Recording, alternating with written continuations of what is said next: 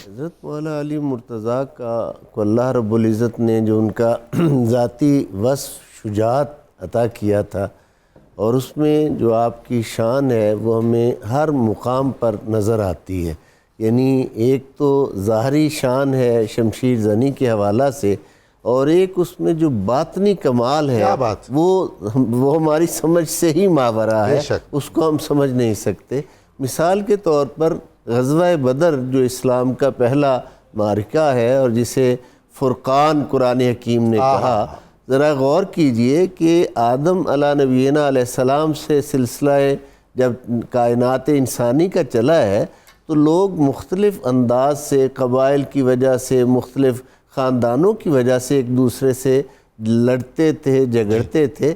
بدر وہ پہلی جنگ ہے جو ایک نظریے کی بنیاد پر لڑی گئی ہے.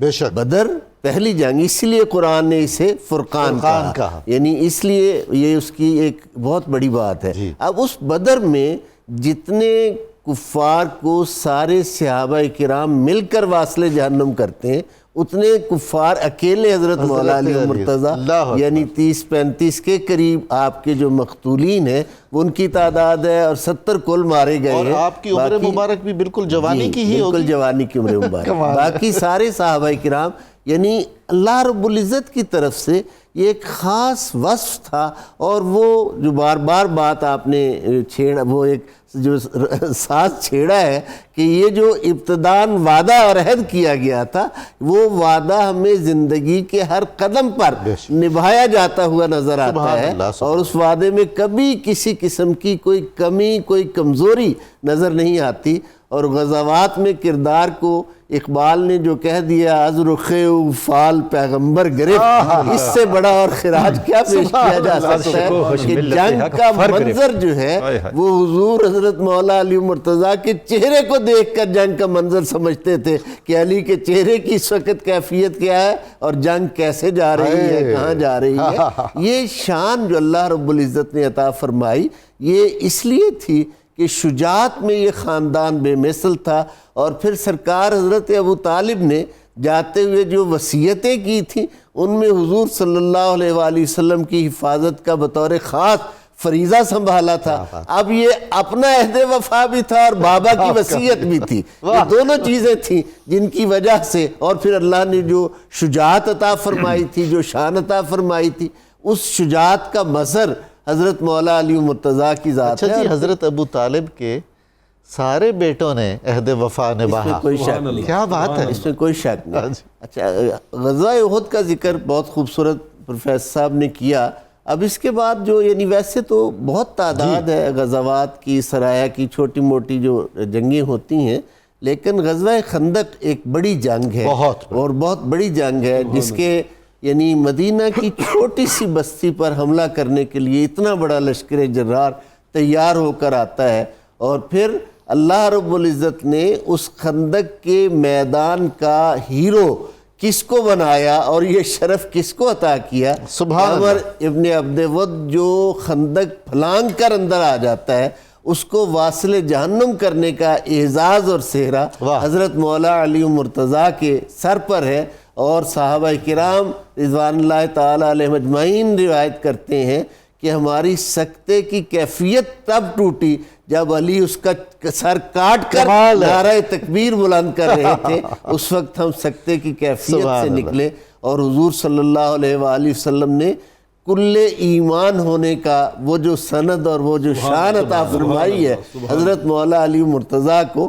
میرے ایک دوست ڈاکٹر تھے، یہ ایسے ضمن آپ نے بھی چونکہ وہ ابتدا جہاں سے کی ہے، مجھے بھی ایک چھوٹی سی بات یاد آ گئی.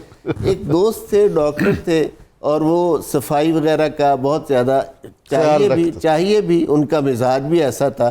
اور جگہ جگہ انہوں نے اپنے ہاسپٹل میں ادھر ادھر وہ عبارت صفائی نصف ایمان صفائی. میں نے انہیں ایک دن کہا کہ یہ لفظ صفائی نہیں ہے، اصل میں حدیث مبارک ہے الطہور شطر الایمان، طہارت پاکیزگی نصف ایمان ہے.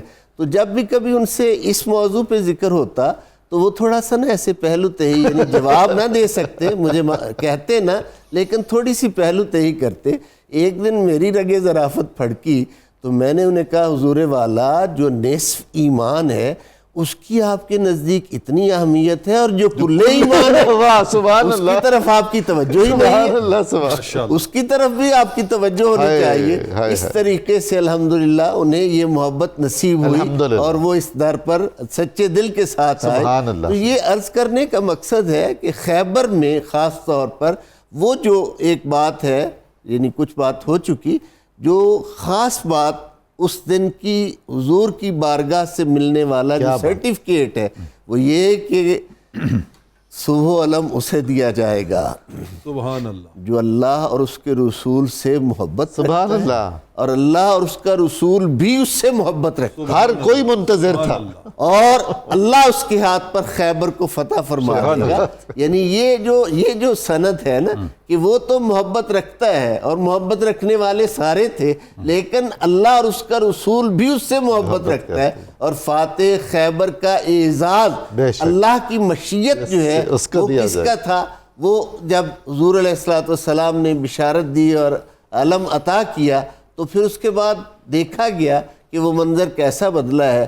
بہت ہی آپ کے غزوات کے حوالے سے تو یہ ایک نہ ختم ہونے والی گفتگو وہ ہے۔ آنکھیں کس غزوے میں یہ ذرا غزوہ اسی خیبر میں نا جی، جب اچھا۔ لعاب دہن لگا کر حضور نے اس غزوہ کے لیے تیار کیا، ابتدا میں بھی پروفیسر صاحب نے لعاب دہن کی بات کی، گٹی کی، حضور والا یہ لعاب دہن اگر کھارے کنویں میں ڈال دیا جائے تو یہ اس کا نسب نامہ کوثر سے ملا دیتا ہے۔ اس لعاب دہن کو سمجھنے کی ضرورت ہے، اس کی شان کیا ہے، اس کا مقام کیا۔